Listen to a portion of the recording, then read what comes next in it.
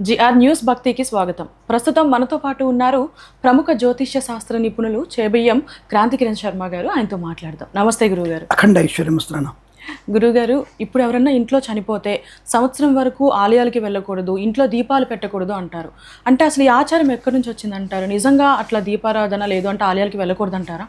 ఒకటి ఏంటంటే మనకి కొన్ని విషయాలు మాత్రమే అనవసరమైనటువంటి ప్రక్షిప్తాలు ఉంటాయి. అంటే కొన్ని విషయాల వరకు కొన్ని విషయాల్లో ప్రక్షిప్తాలు అంటే అమెండమెంట్స్ కొన్నింటి చేర్చడం, అంటే కొన్ని అనవసర విషయాలను చేర్చడం, అవసరమైన తీసేయడం లాంటివి ఉంటాయి. ఉదాహరణకి మనుస్మృతిలో లేని విషయాల గురించి దాన్ని చాలా చూపించి తప్పుగా చూపించడం, ఒక భూతద్దంలో పెట్టి అక్కడ బ్రాహ్మణులు ఇతర కులాల వారని చెప్పేసి దాన్ని తప్పుగా చూపించే విధానం ఎక్కువ ఉంది. ప్రాచీన గ్రంథాలు మనకు ఉన్నాయి, అంటే ప్రాచీన గ్రంథాలు ఇప్పటికీ ఉన్నాయి మనకి. ఆ ప్రాచీన గ్రంథాల నుంచి మనం తెలుసుకుంటాం. రెండవది, చాలామంది అంటారు ఈ పుస్తకాలు మీరు రాసినవి కదా, ఎవడో ఒకటి రాసినవి కదా, ఆ రాసినవి ఎలా మీకు శాస్త్రం అవుతుంది అంటే, ఇది సనాతన ధర్మంలో అది విన్నటువంటిది స్మృతి పురాణం. స్మృతి అంటే వినబడినది. అంటే భగవంతుని యొక్క శబ్దగ్రాహ్యం నుంచి ఢమరకం కావచ్చు, సుదర్శన చక్రం కావచ్చు, వాక్ కావచ్చు, ఓంకారనాథం కావచ్చు, దాని నుంచి వచ్చేటువంటి అనేక రకాల శబ్ద సమూహాల నుంచి దీనికి అర్థం ఏదో ఉందని చెప్పేసి మనకు 100 ఏళ్ళుగా సరిపోయి మన జీవితకాలం సరిపోదు, కొన్ని లక్షల సంవత్సరాల ఋషులు అనేవాళ్ళు ఈ శబ్దానికి ఏదో ఉంది, మీనింగ్ ఉందని చెప్పేసి దాన్ని కనుక్కొని స్మృతిని వేదంగా దాన్ని తీసుకొని ఆ వేదాన్ని శాస్త్ర ప్రమాణంగా తీసుకున్నది తప్ప ఇప్పుడు మనం వచ్చినటువంటి రోజులలో ఈ పుస్తకాలను పట్టుకొని ఈ పుస్తకాలు ఎవడో ప్రింట్ చేశాడు కదా, ఎవడో చెప్పాడు కదా అనేటువంటి వ్యక్తులకి అది నేను సమాధానం చెప్పాల్సిన అవసరం లేదు. ఇవి స్మృతి శృతి అంటారు వీటిని. కాబట్టి వేదం అనేది ఎవడు రాసింది కాదు, భగవంతుని యొక్క నాదము నుంచి, ఢమరుక నాదం నుంచి వచ్చినటువంటి శబ్దాల్ని కొన్ని లక్షల సంవత్సరాలు, వందలు కాదు కొన్ని లక్షల సంవత్సరాలు వారు తెలుసుకొని ఇగో ఈ శబ్దానికి అర్థం ఉందని చెప్తే దాని యొక్క అర్థాన్ని వేదంలో మనకి ఇచ్చినటువంటి శాస్త్రం. కాబట్టి ఈ యొక్క వేదమును అనుసరించడం వల్ల వచ్చేటువంటి అనేక విషయాలు కొంతకాలం తర్వాత మనం ఏదంటారు కదా, ఎర్రి 4 తలలు తిరుగుతా అని చెప్పేసి ఎవడికి వాడే గొప్ప అనుకున్నటువంటి భావనతో దానికి ప్రక్షిప్తాలు చేసినటువంటి విషయాలు కొన్ని ఉంటాయి. అటువంటి అమెండమెంట్స్ అనేవి జాతకంలో ఈ యొక్క పురాణంలో కొన్ని బాగా కలిసి ఉన్నాయి. సో ప్రస్తుతం మీరు అడిగిన ప్రశ్న, ఇది శాస్త్రంలో ఉందా? ఎస్, మనకున్నటువంటి 18 పురాణాలలో ఈ 18 పురాణాలు గరుడ పురాణం కూడా ఒక ప్రాచీనమైన పురాణం. అత్యంత అసలు మనకి పనికొచ్చేది, ఇప్పుడు కలిసి సమాజానికి పనికొచ్చే పురాణం గరుడ పురాణం మాత్రమే. నువ్వు శివపురాణం, విష్ణు పురాణం విన్నా ఎటువంటి తలనొప్పులు వస్తాయో చెప్పినప్పటికీ కూడా గరుడ పురాణం వినడం వల్ల నీకు ప్రయోజనం బాగా ఉంటుంది. చిన్న ఉదాహరణకి, మన దేశంలో మానభంగాలు జరుగుతున్నాయి. అసలు 4 ఏళ్ల పిల్ల తెలియదు వాడికి, 6 ఏళ్ల పిల్ల తెలియదు, 70 ఏళ్ల ముసలామ తెలియదు, యవ్వనవతి తెలియదు, ఎవరు తెలియదు. అంటే వాడికి ఏమిటి, ఒక అనుభవించాలి అంటే కాముకమైనటువంటి కోరికను వీరస్కలను కలగాలి వాడికి. దానికోసం చిన్న పిల్లని తేడా లేకుండా ఎంతమందిని వాళ్ళు నాశనం చేస్తున్నారు. దీనికి మన దేశ శిక్ష ఏముంది?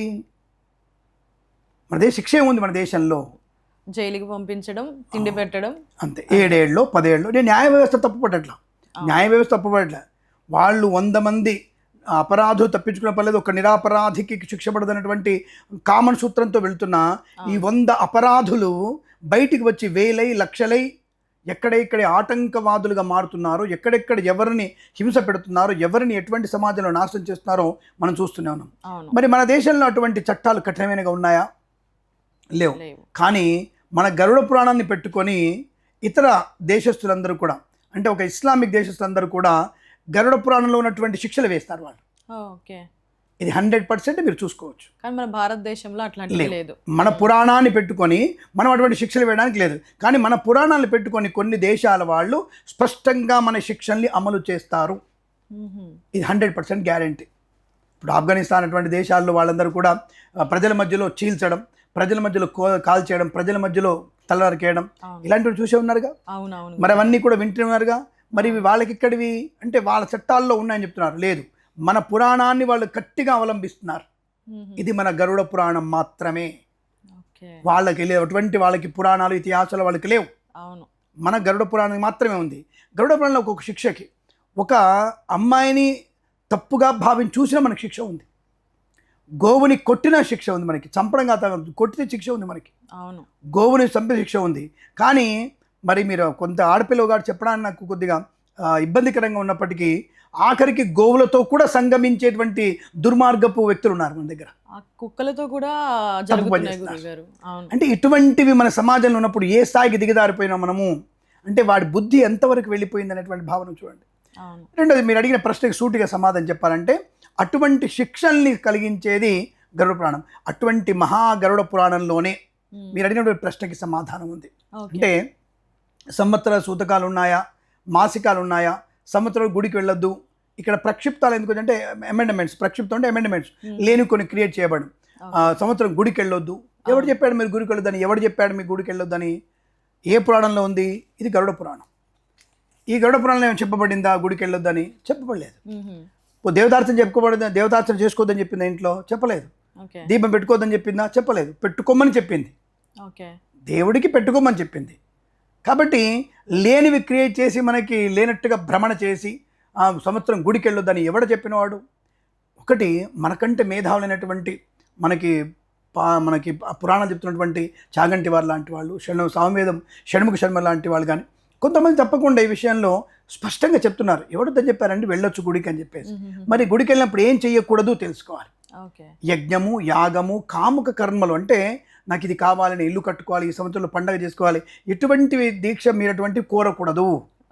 ఎందుకు కోరకూడదండి? ఏమిటి ప్రాబ్లం అంటే నీ తండ్రి గారైనటువంటి తల్లి గారైనటువంటి వాళ్ళు అది పున్నామ నరకం బయటపడడానికి ప్రతి మాసం మనం చేసేటువంటి కార్యక్రమాలు కొన్ని ఉన్నాయి, దీక్షలు ఉన్నాయి. నువ్వు పితృదీక్షలు ఉన్నావు కాబట్టి ఒక పితృదీక్షలు ఉన్నవాడు ఇంకో దీక్ష ఎలా పెట్టుకుంటావు? నువ్వు యజ్ఞంలో దీక్ష కదా.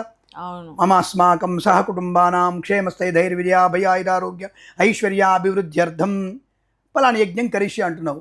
ఆల్రెడీ నువ్వు పితృయజ్ఞం కరిష్య సంకల్పం చేసావు కదా.